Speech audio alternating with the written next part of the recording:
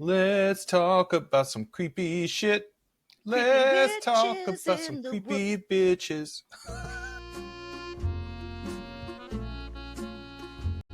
The Articulate Coven is the original, unofficial fan podcast and community for Anne Rice's Interview with the Vampire, The Vampire Chronicles, The Lives of the Mayfair Witches, and The Immortal Universe from AMC and AMC+.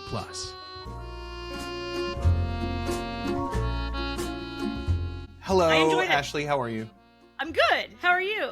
I'm doing great. Arkansas welcome to did not float away. We're trying to still. The fucking flooding, crazy shit. Okay. It's supposed to snow in the northeast, in the northwest corner of the state tomorrow.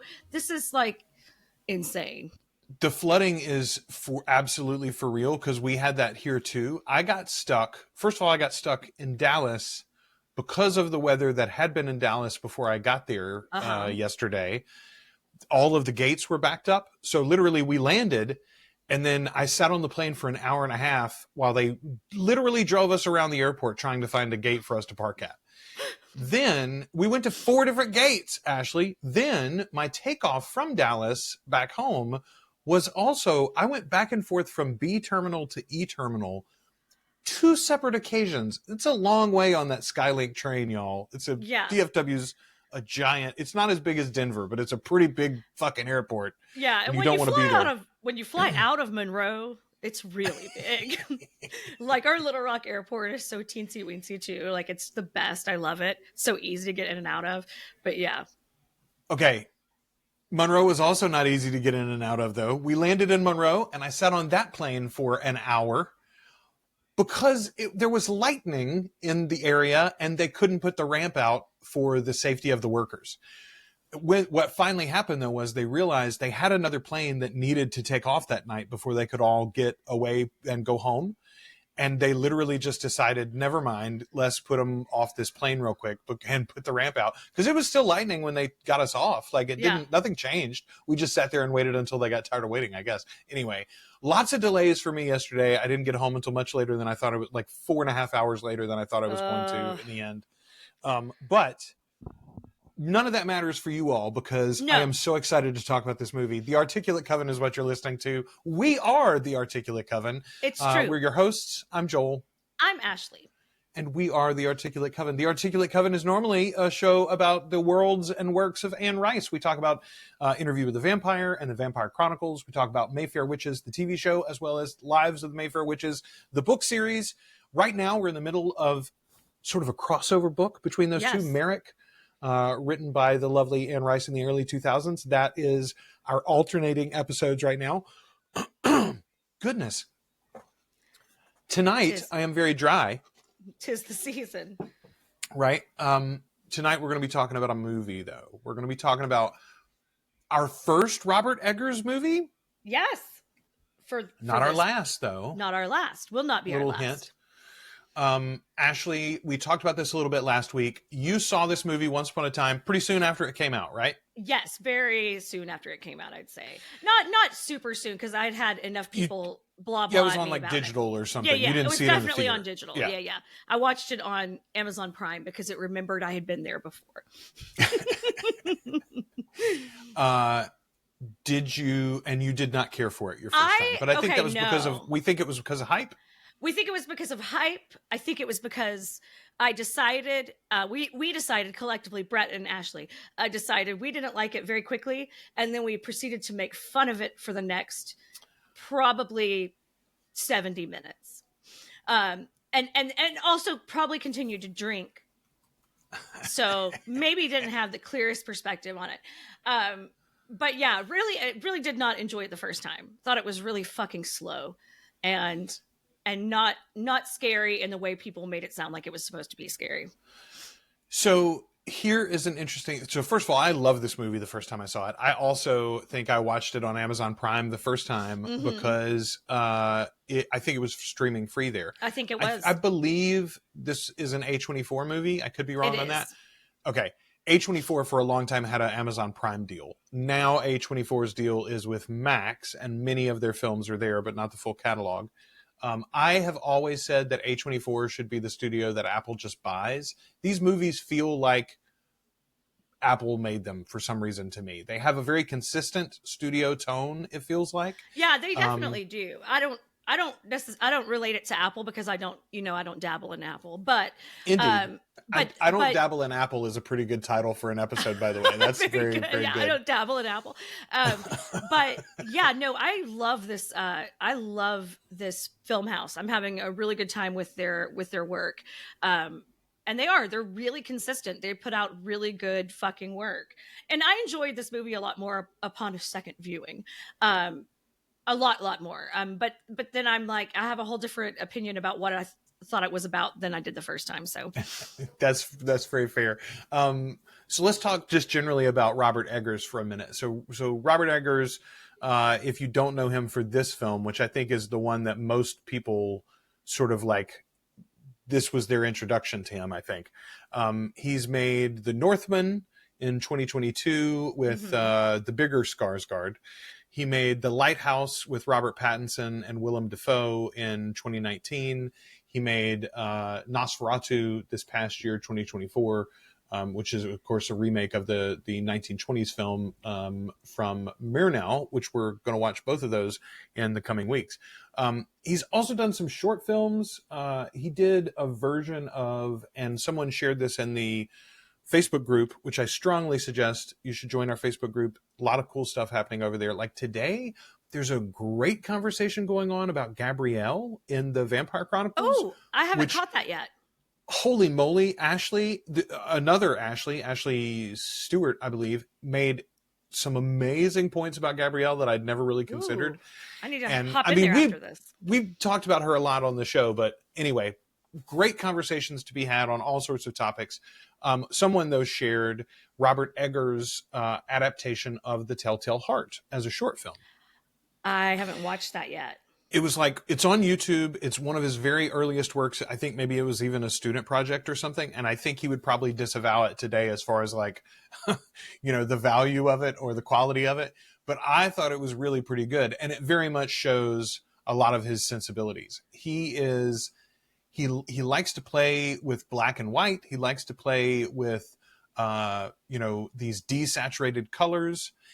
The fucking camera angles this guy finds to shoot from, man, there's a couple specifically that we're going to talk about in this film, The Witch, but generally I have loved everything of his that I have seen. The Lighthouse seemed so weird to me in the advertisements, but I watched it also on Amazon Prime, I believe. And, holy moly, that is a weird fucking movie, man, but it is so affecting. And then The Northman is basically his version of Hamlet. It's like the original story that Hamlet was based on. And it's just this like epic revenge story. Very, very cool. And ends with like a fight on top of a volcano. Like, again, the guy knows how to make a movie. I don't know what to tell you. So anyway, everyone I'm a likes big to fan. fight on a volcano. That's a great way to end any movie.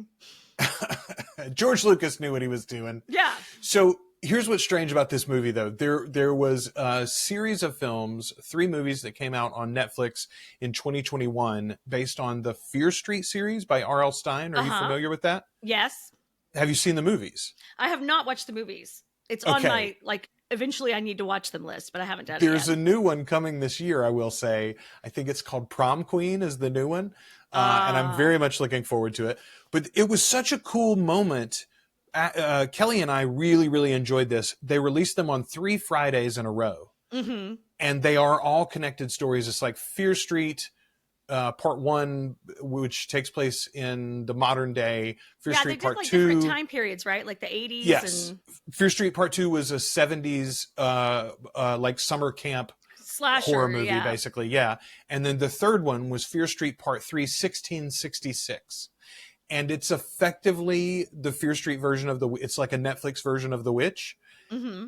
And I genuinely put the 2 third acts together basically in my head. Like what happens in this movie and what happens in Fear Street 1666. I had sort of combined them because I kept thinking like, when did she crawl into the hole? She does. There's not a hole in this movie. That's the other movie that I was thinking about. There's no hole in this movie. Yeah. I mean, there are holes in this movie. There are holes in this movie, but not the hole that I was thinking of. Not that hole. Not a hole. I will say Fear Street, none of the Fear Street movies are of this quality, right? This is a thinker.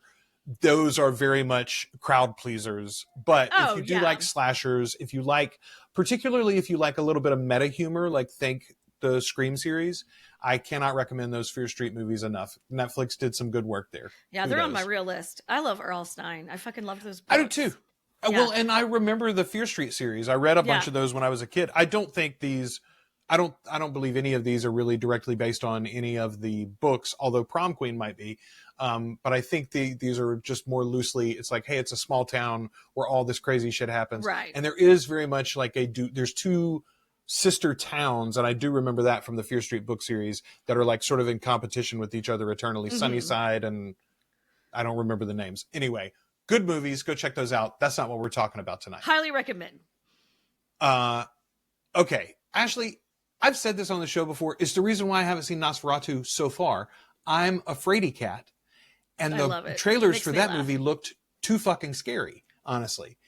This, again, I was like, this movie's going to be too scary for me. I'm not going to be able to make it through it. Well, I haven't seen... What's the Hereditary? I still haven't seen Hereditary because I'm like, I think Hereditary would fuck me up. See, Hereditary is fucked up. And Hereditary, to me, lived up to the hype. Like, people were like, Ashley, you need to fucking see Hereditary. And I was like, okay, fine. And then I watched it and I was like, what the fuck just happened to me? You know, like, what the fuck just happened to everybody? But this movie did not live up to that hype in that way that I was hoping it would. But then again, I don't think that it wasn't supposed to scare me in the same way it was scaring other people, I don't think. If that makes sense. Yes. Like, to me, it's like the thing that's much scarier to me is the isolation of it all. What's scarier to me is the religious fanaticism of it all. Which scariest. It's so that, like, that's the shit that's really scary to me. And watching it with that in mind instead of like, it's a witch, then it's way fucking scarier, you know? Not that the witch shit isn't scary, but... Okay, so my favorite thing about this movie, I think, is also something that is very true about the film The Shining. Not so much the book The Shining, but the film. Basically, the whole thing, it's not clear. Is this happening, or is this a series of people going mad? Right? Yes. Okay. This movie very much plays on that. Is there actually anything going wrong? Yeah. Or is this just isolation and religious fanaticism driven these people insane?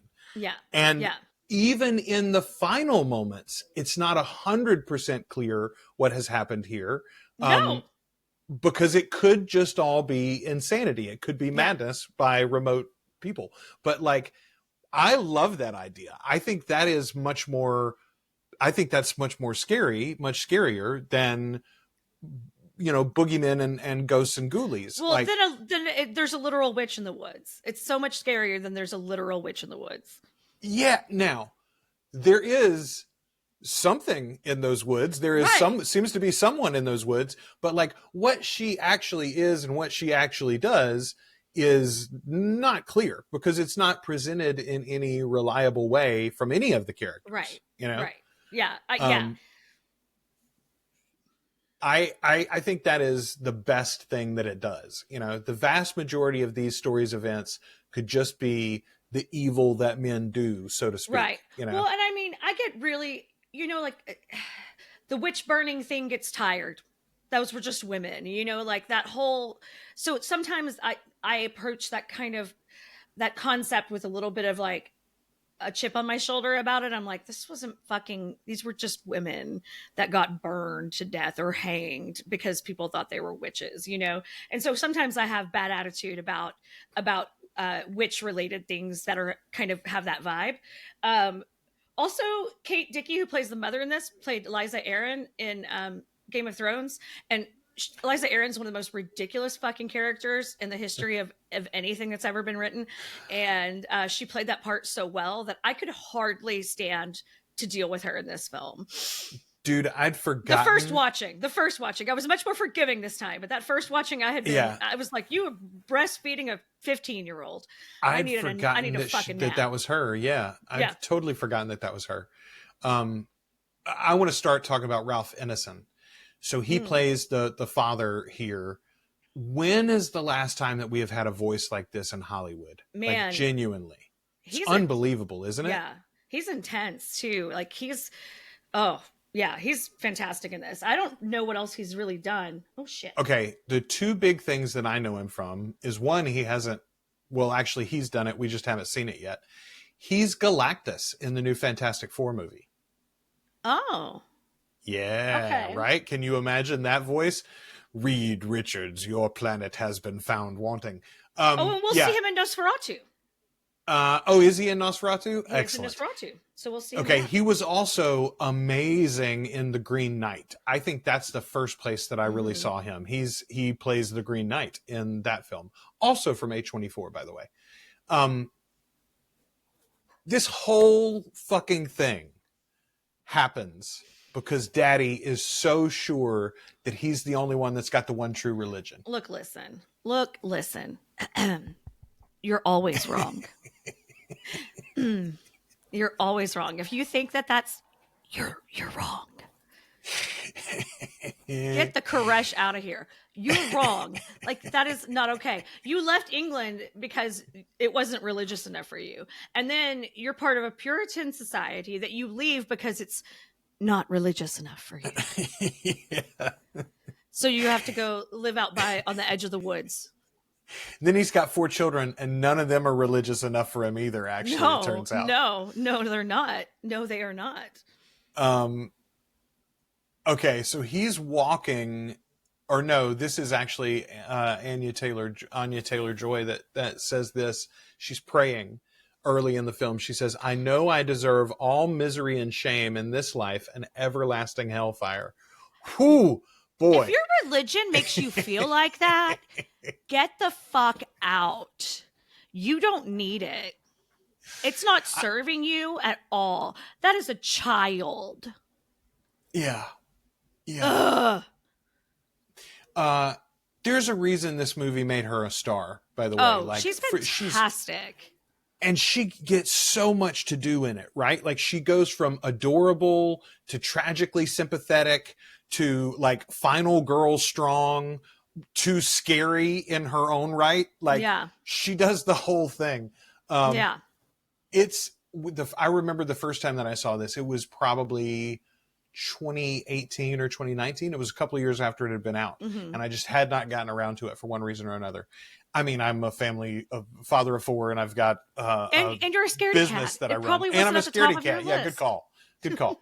When I finally watched it, though, I was like, God bless it. I'm glad that I saw this movie. Like, she in particular is worth the price of admission, even if you are a fraidy cat, even if normally this sort of like period piece is not for, I mean, y'all, it's slow. It is an artsy fartsy movie. It is slow. It's a short movie too. It's like barely 90 minutes. Yeah, but it still feels slow in spots. Like, it feels 3 hours at times. Like, it's just, yes.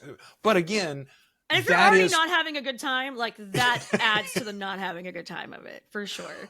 But I think that adds to the horror of it, right? Yeah. Like, it is that slow monotony. It's a plotting, like, it's like Jason Voorhees.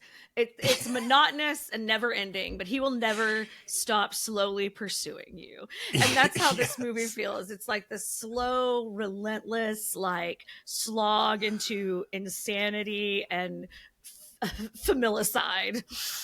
So I mentioned earlier the camera angles that Eggers comes up with, but in particular, there's 2 that I want to call out in this movie. There's one after they're exiled, but before they find their farm. They're sitting around the campfire at night, and the way that it is set, the father looks like he's 3 times the size of the rest of the family. Yeah. And it's not long at all. It's like just a moment or 2. And then they go, and you're like, what the fuck was that? It was like camp light. Okay. And it was like his shadow. Yeah. And okay. All right. But then you're like, it's the thing you'd find creepy as a kid. Like, it would catch your eye as a kid, and you'd be like, holy shit, what was that? You know? Yes. Yeah. And it's the sort of thing that weighs, and then you're, because it's Eggers, you're like, well, what was he telling us? What did that mean? Yeah. Yeah, exactly. Anyway, so many good moments like that. But the other one in particular that I want to call out is after the baby is taken, we see an angle of the baby and the naked witch standing over it, but you're looking from in front of the baby and above the baby's head. Yeah. And it is so fucking unnerving in so many ways. I hated it. Particularly because you don't know what she's going to do with this baby. You don't know what she's doing, and it's really horrifying.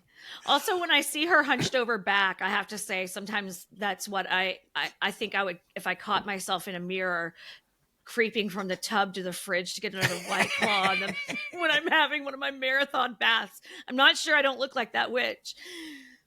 That's not a fun thought to have, but... Okay, so what does she do with the baby? First of all, I want to applaud Eggers because this movie does not feel like it pulls any punches in any way, and yet there's basically no gore in it at all. No, there's very little. There's very little blood. We don't see her kill the baby. We see like it's suddenly away, and then we see her grinding something very gooey and red and then rubbing it all over herself. So like clearly she crushed that baby up and covered herself in its blood and viscera. Just mortar pestled him into oblivion. I know, right? Like, good Lord. But then what does she do, Ashley? She lathers up a long stick of wood, a broom, if you will, with, one imagines, not only the blood of this baby, but also probably some hallucinogenics, and then humps the shit out of that broom until she flies into the air. Now, again, this is literally the origin of the whole fucking witch's broomstick thing, is that they would put hallucinogens on it and then put it in their vagina. Like, they would literally rub it onto themselves. You can put a lot of things in your vagina. That's the title of the episode, actually. but I'm not sure about all of this. I will say I would not want to hump a piece of wood quite so unprocessed. Yeah. Right? They look pretty knobby. Yeah, and I need to check my drugs before I ingest them. You don't know. Anything could be in anything anymore. Like you got to make sure it's not been cut with the wrong thing. I think she was manufacturing her own there in that same mortal and pestle probably that the baby went into. But she's high on a baby. I do love, though, that he brings that whole idea into this movie. Like, she humps the thing and then rides into the sky, which comes up again later in the movie, by the way. All right. All of the kids are great, but I specifically want to talk for a minute about Harvey Scrimshaw as Caleb. Okay, first of all, Caleb is probably the only truly sympathetic person in this whole fucking movie. Like, there are moments where you feel for Anya Taylor-Joy, but Caleb's a good person the whole way through. He's a good son to his crazy-ass father and crazy mother.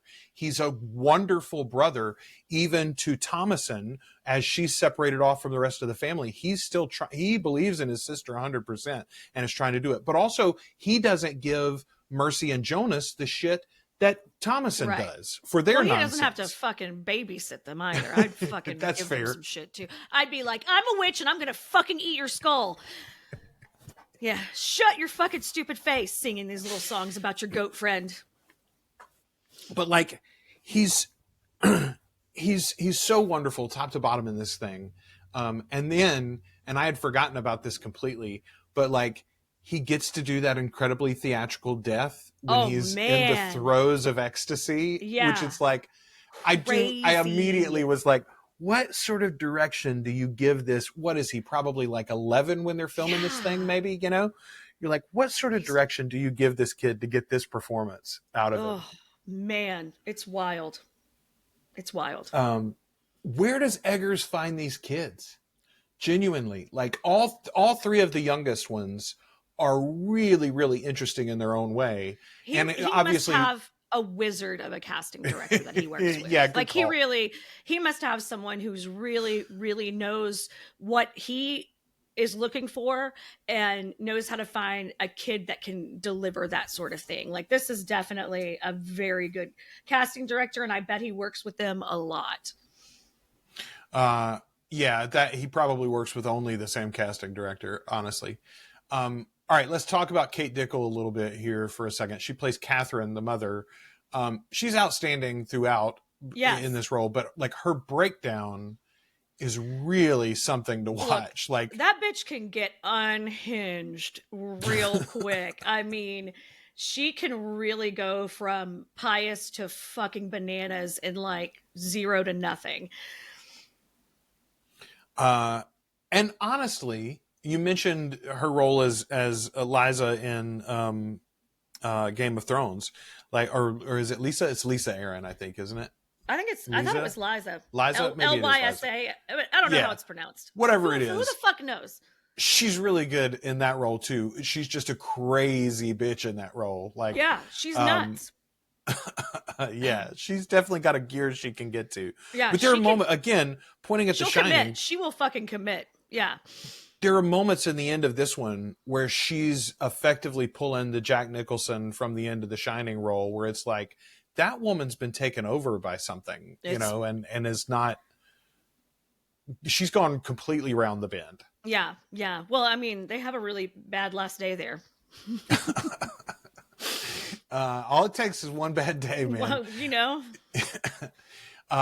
Ellie Granger is Mercy and Lucas Dawson is Jonas. So first of all, I think it is very wise that they lean heavier on Mercy. Gets all the lines basically. Oh, Jonas is just echoing everything. She's a Mercy's great little perfect. Creepy, annoying kid. I love right? it. Here for it. Like every movie needs a good, creepy, weird kid. I appreciate it. It is so interesting to me that if you do take the supernatural elements on their face, that is what actually happened. Well, what happened is these two little kids sold their souls to the devil, and that's how he got into this whole fucking family to begin with. Because they were talking to their stupid goat. I mean, let me tell you this.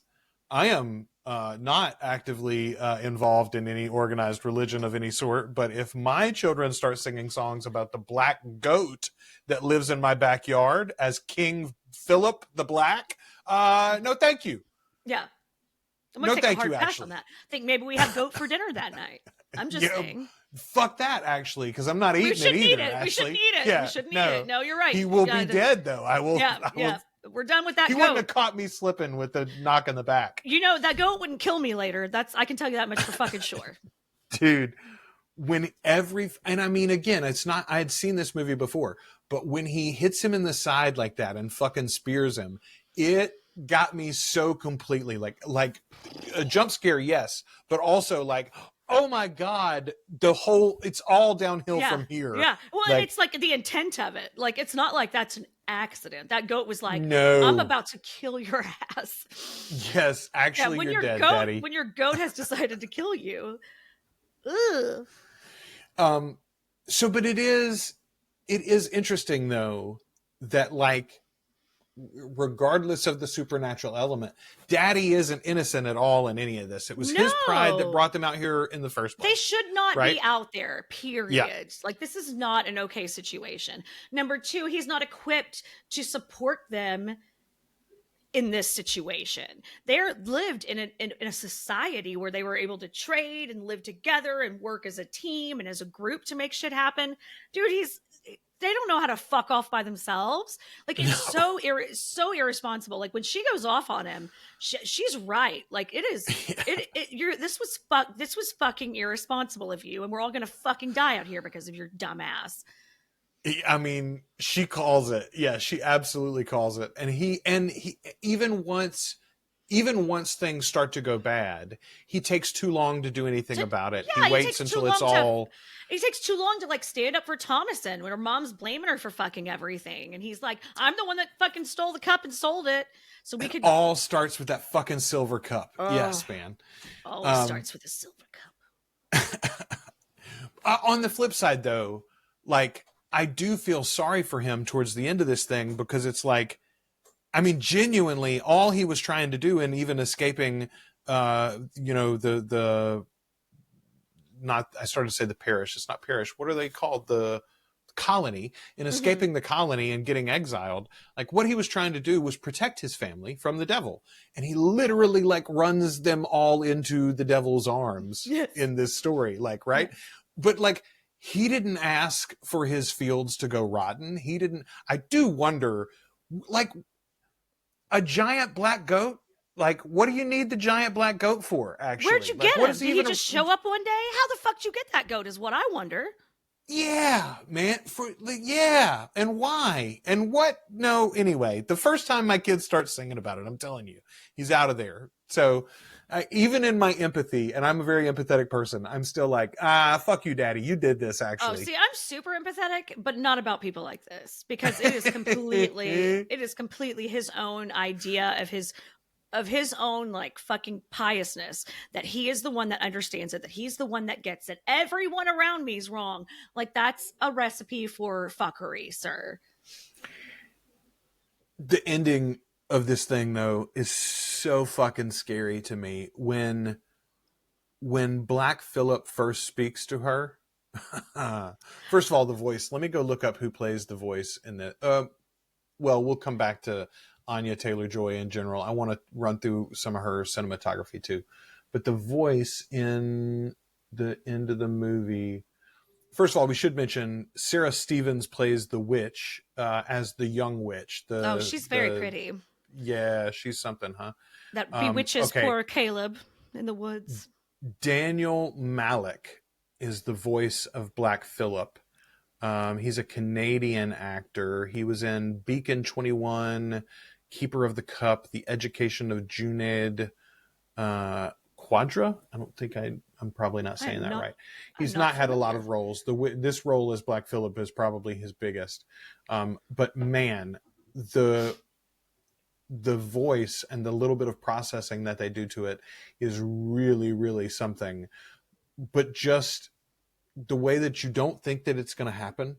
Right, like, because you don't think that it's impossible that this goat is really the devil. That's the silliest shit. We're not doing that. It's hanging there for like the longest time, right? Yeah. Like even as she's calling for him, it doesn't happen. And then she turns to go away and boom, suddenly he's there. Wouldst thou like to live deliciously? Look, I'm a Taurus. I'm living deliciously. I guarantee you. It's such a good line. It is a good line. It's a very, very good line. Yeah. I've got creme brulee in my fridge. I'm living deliciously. I mean, again, I don't believe in a literal hell or a Satan, but I do believe in the seduction of evil. Mm-hmm. Right? Like, I don't think most people are evil to start with, and I don't think their intentions are to become evil. I think they are seduced by the easy nature of doing evil things. The payoff is generally pretty good too. Like, you get a pretty quick payoff of things. So that's the idea. It does have an allure. It has a crime does allure. pay, actually. Yeah, it's got an appeal to it, but that doesn't mean it's the best route. So the moments, though, as he's continuing to seduce her, I love the way that he's presented, because we don't ever really see him. Yeah. But suddenly there is a man behind her. Yeah. Hands not hooves. Hooves not hands. Yeah. I'm not sure what's happening. It's so smoky. Yeah, it's weird. Oh, it's so... I don't know that I've ever seen... like what's the Pacino movie, the Pacino and Keanu Reeves movie? The Devil's Advocate. The Devil's Advocate, yep. Like, I like that portrayal of Satan.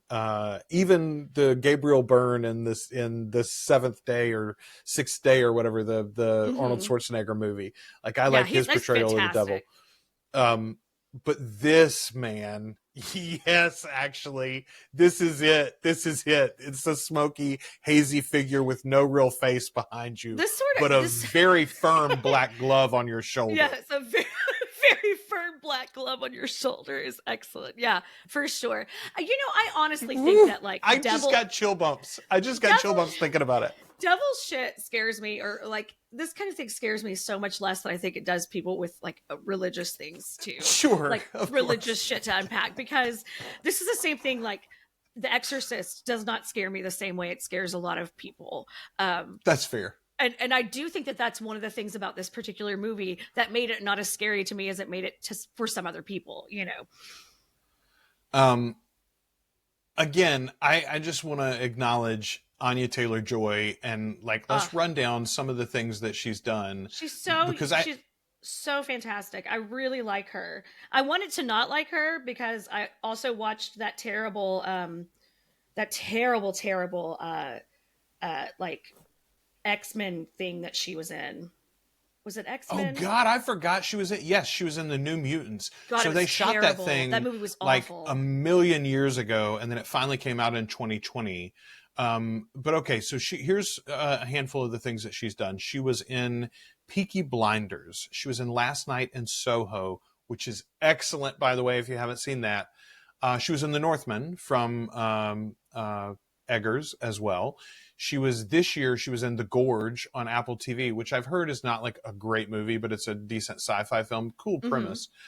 She was in Furiosa, the Mad Max saga prequel to the latest Mad Max Fury Road.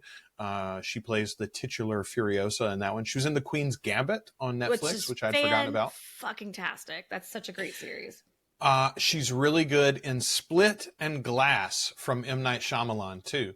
And she was in The Menu from 2022, speaking about other horror movies. So, yeah, she's really, really talented. And to be that young and that capable on film in such a range of roles, I think is like really noteworthy. Yeah, she's got a fun. very particular look, but even that is fairly flexible. Like, again, like look at her in The Queen's Gambit and this and Furiosa and The Gorge.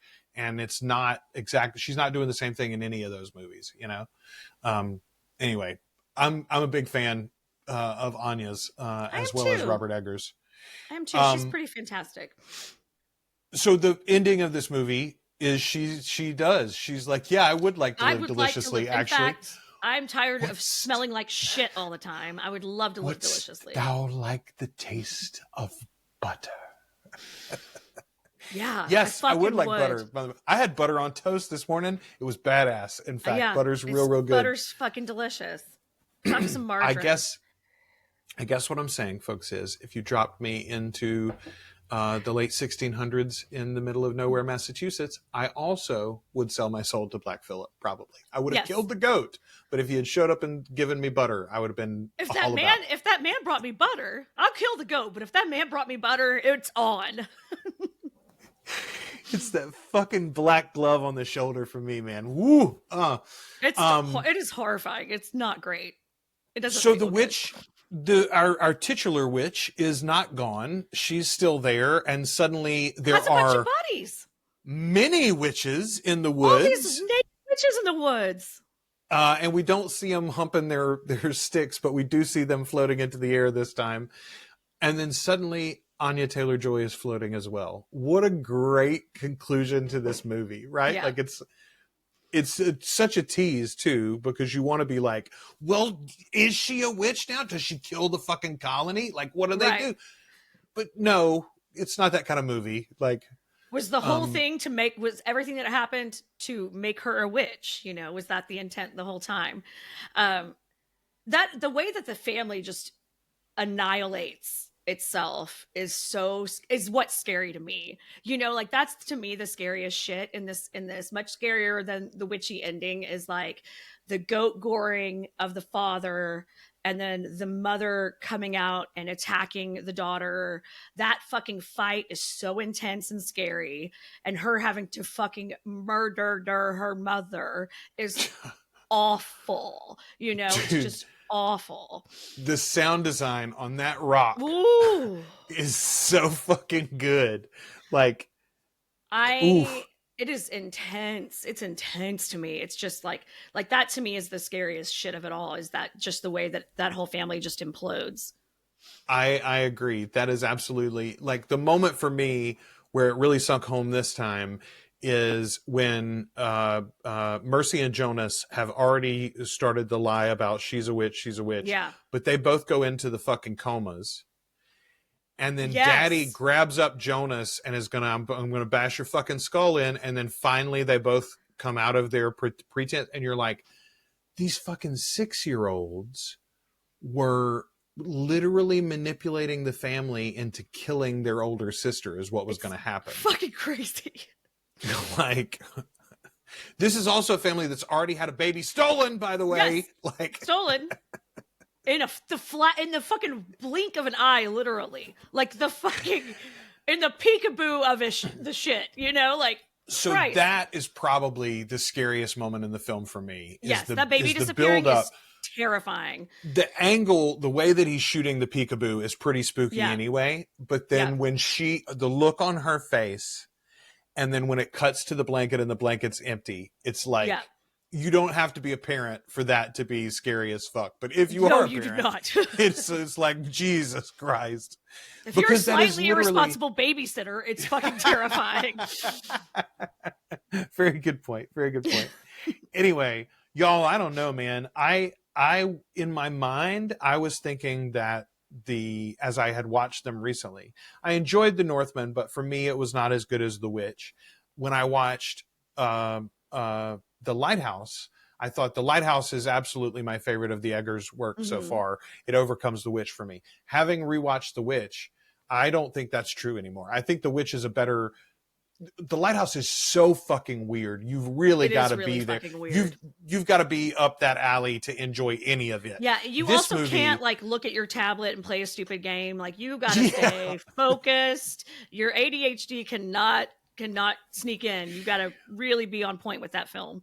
This one, I think, unless you are literally in the mood that you and Brett were, like where you went into it thinking like, oh, everybody loves this fucking movie, huh? Well, and then you start it. Yeah, and I wanted to be scared, and I was not for the. You started, and it's slow, and it's not what you were. It's not a horror film really out of the gate, and then you go into the making fun of it mode. I think, other than that, this movie is probably his most accessible.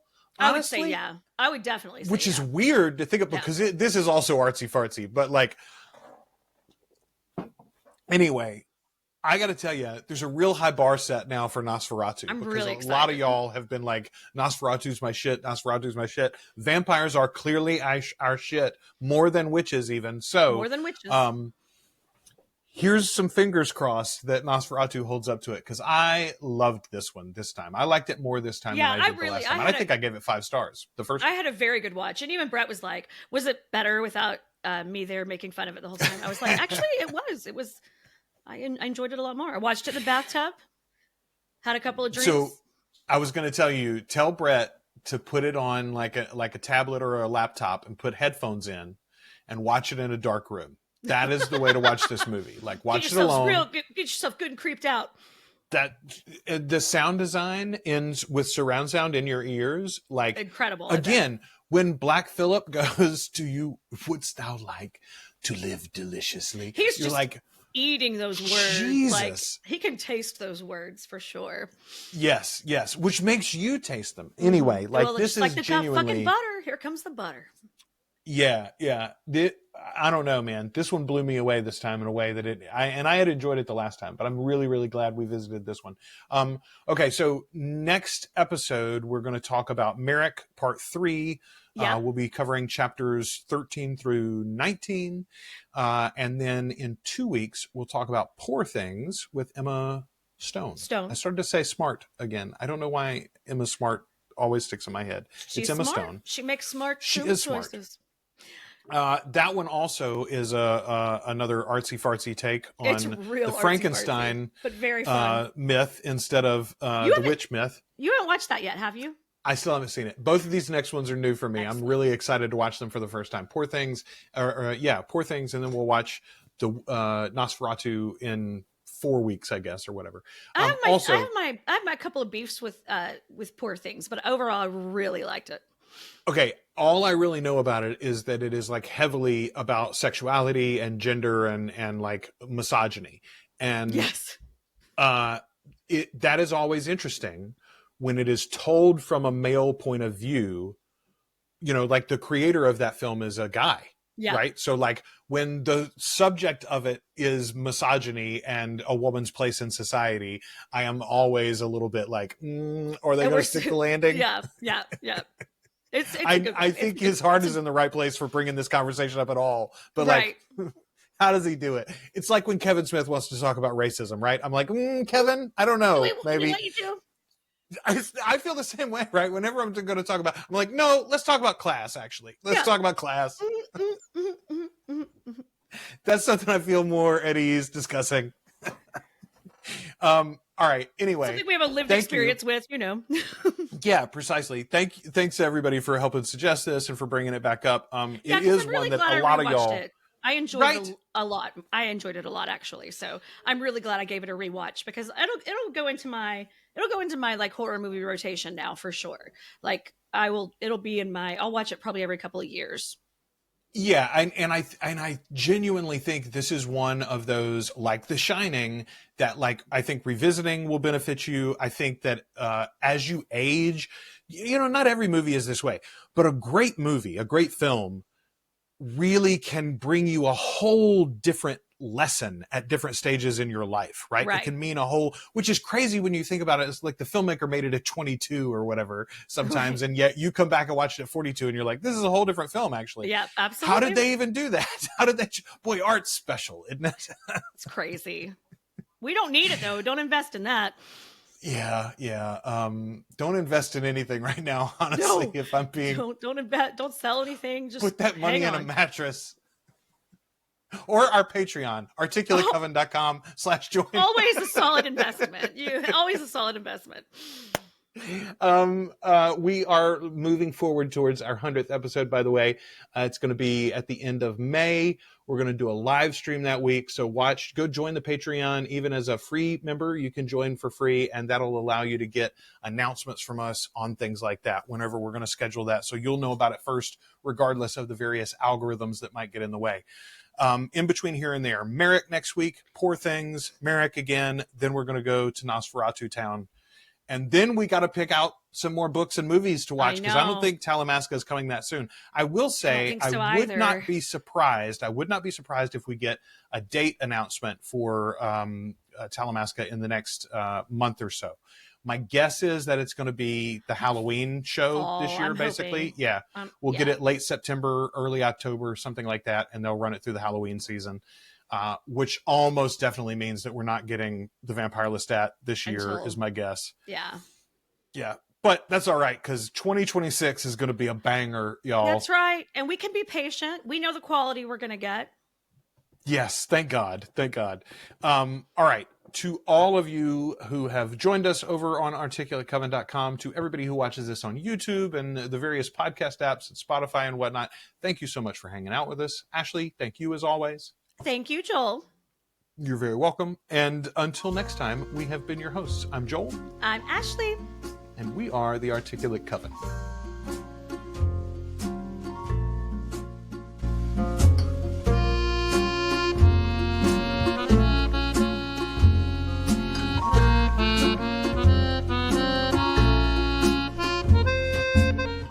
Thanks for listening to the Articulate Coven. If you enjoyed the show, check out our groups on Facebook and Discord. Subscribe to the channel on YouTube. Or find us at articulatecoven.com and wherever you listen to podcasts.